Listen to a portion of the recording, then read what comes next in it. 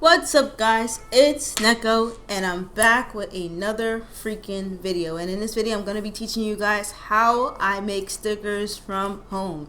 It was highly recommended by certain people who, every time I ask about what kind of video you guys want me to make, certain people tell me that they want me to do a video where I show how I make stickers at home, or like how to use the Cricut at home with Procreate or whatnot, if that's the sort of video, I guess.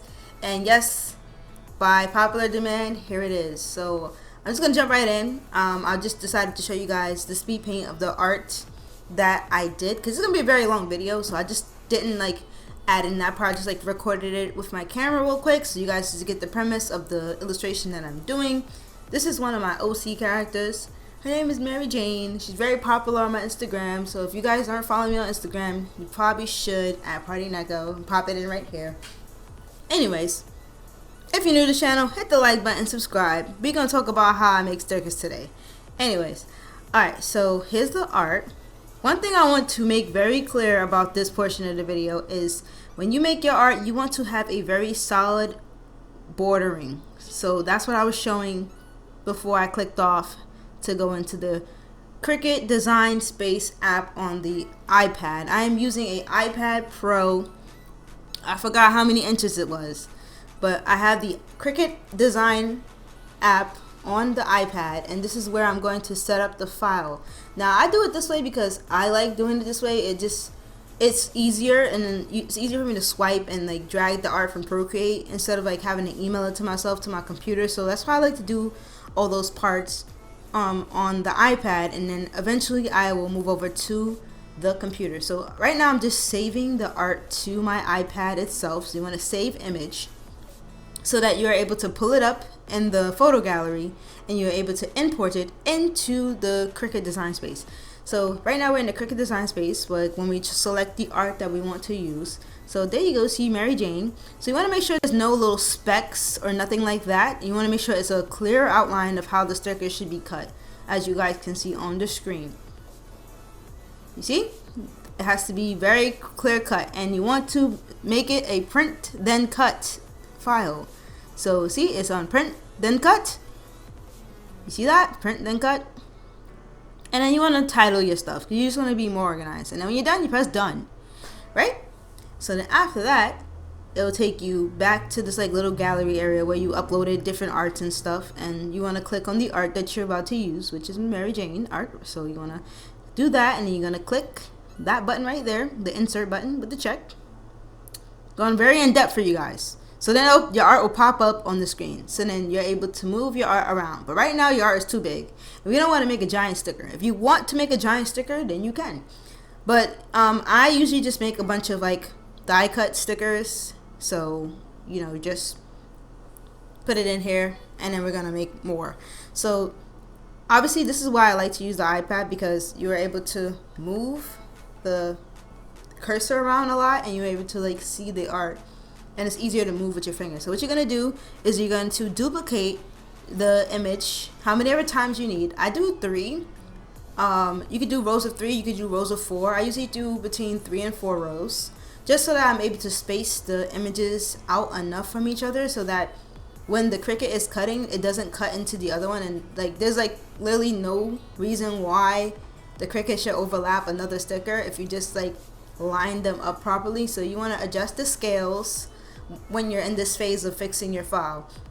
You want to make sure you have proper distancing between each sticker so that you can avoid mistakes of the Cricut cutting too close or cutting too close to the art, or like cutting into the other sticker. And that's why I absolutely stress making sure the border of your sticker is very thick, like you guys seen in the beginning of the video. Like the border around my art is very thick, because I feel like that gives it like more of a consistent cut throughout the whole like sticker sheet, and all the stickers will be more cohesive to each other. And it's just like, you know, Cricut's, it's a machine, it's gonna mess up.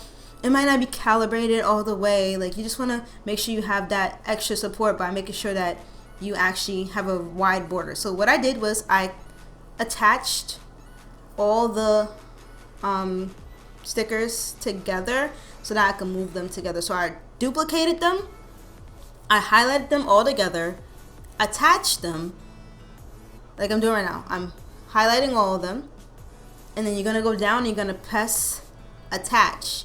So attaching is just like having all of them together so you're able to move the whole file. So this is where you're able to adjust how big or how small the scale of the sticker sheet or sticker page is gonna be, or the die cut sheet.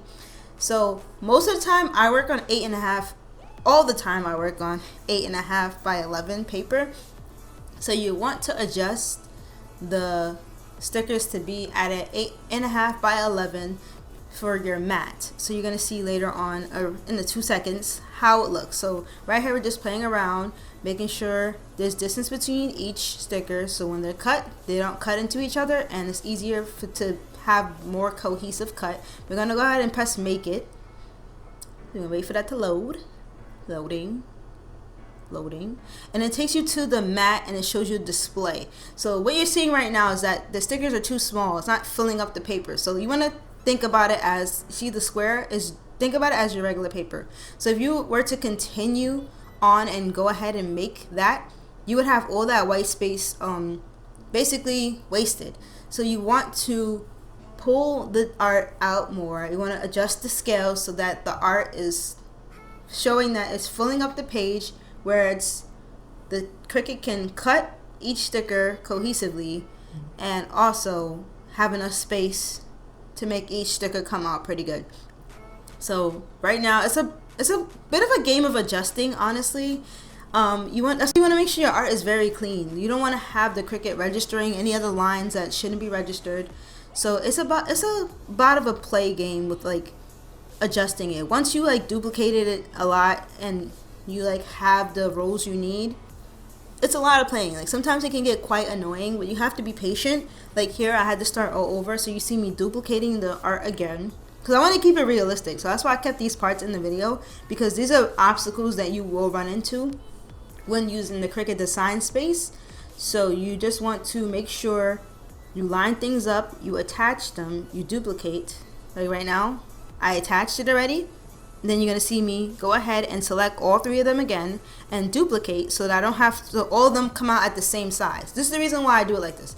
I do it this way because I want all the stickers to come out the same size. So that's why I use the duplicate button a lot, and then you're going to see me select them all again and then attach, so that all the stickers are all together, and then we just fix. So you see that little caution sign right there on the layers? That's saying that the art is not in the proper space for the 8.5 by 11 scale. So all you're gonna do is basically tweak it with it and play with it until that caution sign disappears. When that caution sign disappears, you are within the 8.5 by 11 scale for your art. So it disappeared.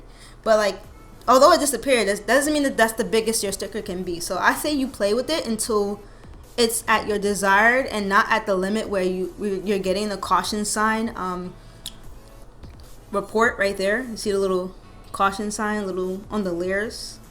So you want to keep playing with it till you have it to as big as you can get it, if that's what you're like going for. Like I try to like I try to flip my paper as much as I can and not try to waste ink and also waste paper. So I try to keep the columns pretty good. Although in this demonstration I'm showing you guys, I could have put a 4th row. I noticed later on as I was looking back at the design. See, there's a lot of space in that square. I could have did a 4th row. So I could have did 4 in a row of 3. So, but that's still fine for me. So this is how it looks when you hit make it. Once you are in the good zone and there's no caution sign, because if it gives you the caution sign, it's not going to let you get to that point. So that's my iPad, and then the next thing I do is I go on my computer. So if you log into your computer from the Cricut design space, whatever you're doing on your iPad is the same account, so it's gonna pop up on the computer. So I go on my computer, I hit make it, and I have it on my computer because I have to connect to my printer as well. So remember, we are doing a print and cut file. Print and cut. This is the paper I use, guys. There's no secrets here. I get it from Online Labels. It is a matte paper, so if you guys want to try this paper out, you can. And this is my Cricut. The Cricut is the Cricut Explorer 2. It is a secondhand hand-me-down from Holly Brown. Thank you, Holly Brown. I got it from, yes, Holly Brown here on YouTube. You guys should check her out. She was so kind enough to sell it to me. And yeah, one of my best purchases. I love it. I don't use it as often as I should, but when I do use it, when I want to make projects, it's a really good thing to have. Yeah, I think these run you about like $200, I believe, or $250, $200. I know you can get them on Amazon. You can get them from Michaels. You can buy a used one, like I did. My Cricut is used. So yeah, here's some tools that you'll need, or yeah. I mean, they have all types of the tools, but those are the tools that I like. And then the Cricut mats, and then as far as where your pen should be for the cutting, you have it in B. Okay, and then you have it on. So I usually set my dial to light cardstock for this type of paper, but you guys can go in the settings and set it to any kind of paper you need. So that part I'm not going to go into detail for, but for my paper type, if you do get my paper type, you can cut it on light cardstock. So here's my printer. It's a Canon IP 827 something transformer thingamajig. But yeah, so then I go here and I am using Bluetooth with my Cricut right now. And you want to make sure that the Cricut machine is on the proper machine settings. So all you got to do is go back to Canvas and switch it over to Cricut Family Maker, I believe. That's what I switched it to, so that it's compatible. So if you get that caution sign or that type of message, just go back to Canvas and hit Explore to change it to match the machine you have. And you should be straight ready to go. You should be ready to go. So in this part, you're going to hit the making part of the video. So as you see, you have to connect your Cricut again, because every time you come out, you have to reconnect. So you reconnect your Cricut, and then you wait, because sometimes it takes like a second or two to connect. But while you're waiting for that to connect, it'll probably connect in a sec. You want to go ahead and send your image to your printer if you didn't already print it already. So I already had it, so I'm gonna just print off 2 copies of this paper so that I can make the stickers. So if you guys are new to the Cricut and all that stuff, the black line around the image is called the registration lines, if I'm not mistaken. And those lines are what is needed for the Cricut to read how to cut your art. So the registration lines vary from each file you make. So basically that is the blueprint for the Cricut to know where to cut your stuff. So here's my stickers coming out of the printer. You guys can use any printer. Like when I first started using my Cricut, I actually was using an HP printer. So as long as you have a printer that prints out good quality and got some good quality printing paper or sticker paper to use, you should be fine. You don't have to have no fancy printer. I just want to throw that in there. And you don't have to have a fancy computer, and you literally could do this from your iPad as well if you connect it to the printer. But I like going on my computer to do it because it's just easier for me that way. So yeah, this is the stickers. As I said, I could have added another row, but I didn't choose to. It's the same thing.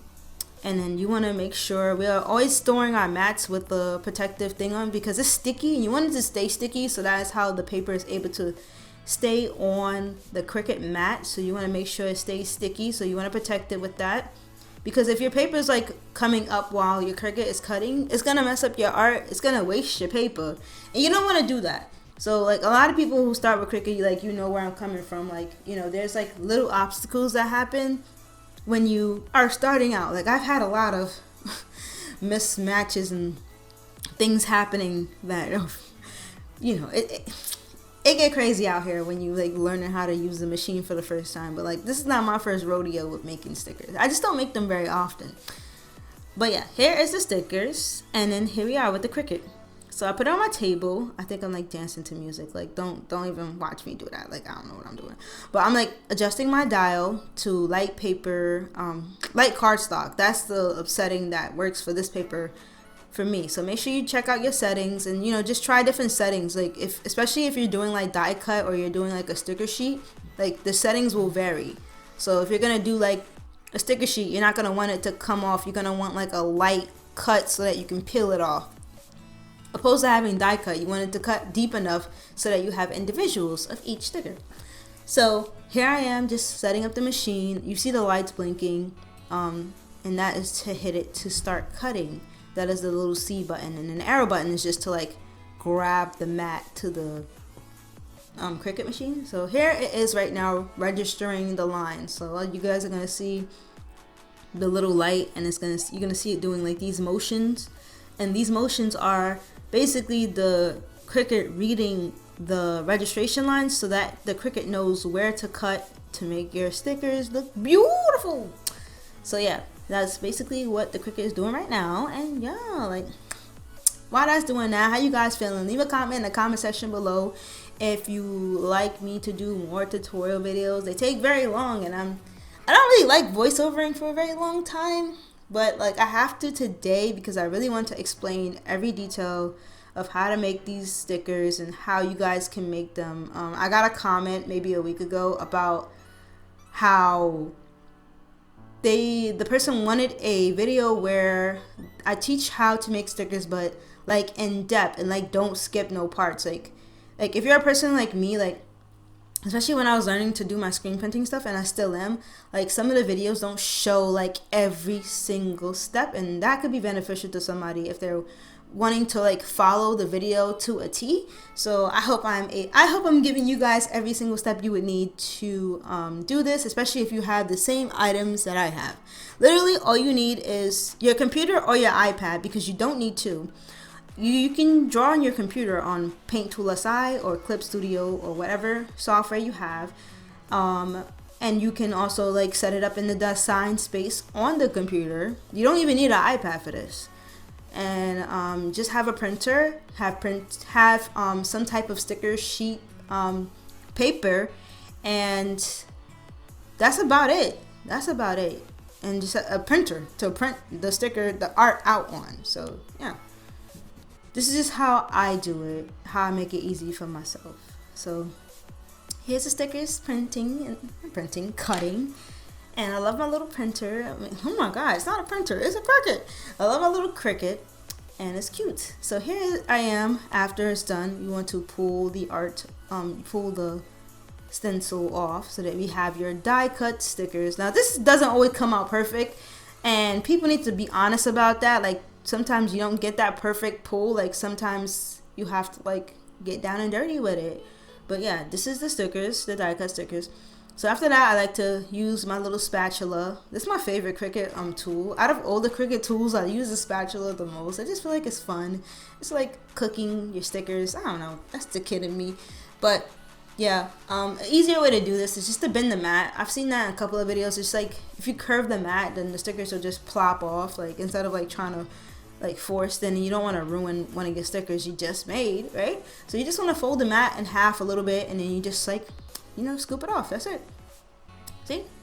Some light, guys. It's really easy to make these stickers.